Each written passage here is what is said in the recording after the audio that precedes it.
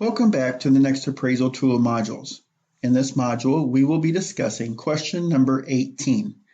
Is the description or narrative of the results consistent with data in the tables and figures? This type of information is typically found in the results section of an article.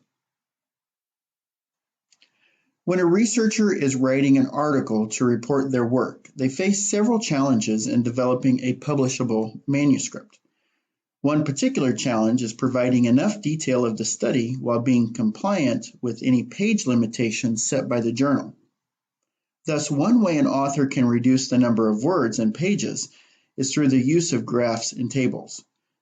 The intent of this appraisal question is deciding if the narrative provided in the results section is adequately augmented through the use of any graphics. We suggest you first read the results section and take time to review the tables or figures when the author refers to them. Carefully read the contents of the figure and see if it further adds to your understanding of the results. In the example on this slide, this table is illustrating the 4 and 60-week outcome measures and the differences between those two groups. Notice the p-value, indicating if those differences were statistically significant, are reported in the far right-hand column, and there is a small asterisk by the first 5 values. Most graphs and figures will have subscript similar to this and then provide a key. You can see at the bottom that the asterisk indicates those results came from a specific statistical test called the Mann-Whitney U-test.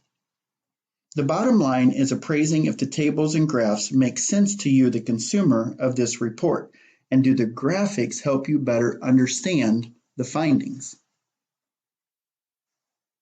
Here is an example from a published article. In this brief example, the authors are discussing the results, and in line 4, refer to the table we saw on the previous slide. Notice the authors make the statement that the mothers in the intervention group reported less anxiety, and by looking at the table, we saw specifically how those numbers were reflected and how they differ. The table clearly augments and adds considerable information to the general statements above. In forming your appraisal response, decide if you feel the authors provided tables and figures which helped you to more fully understand the results. Tables and figures are not helpful if the reader looks at them and cannot interpret them. Again, the skill in reading and understanding visual data will improve with practice.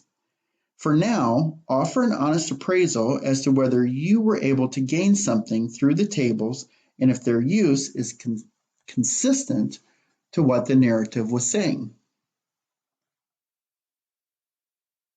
Congratulations, you have successfully completed this module. You may return to the main menu or continue to other appraisal modules in the next EBP course.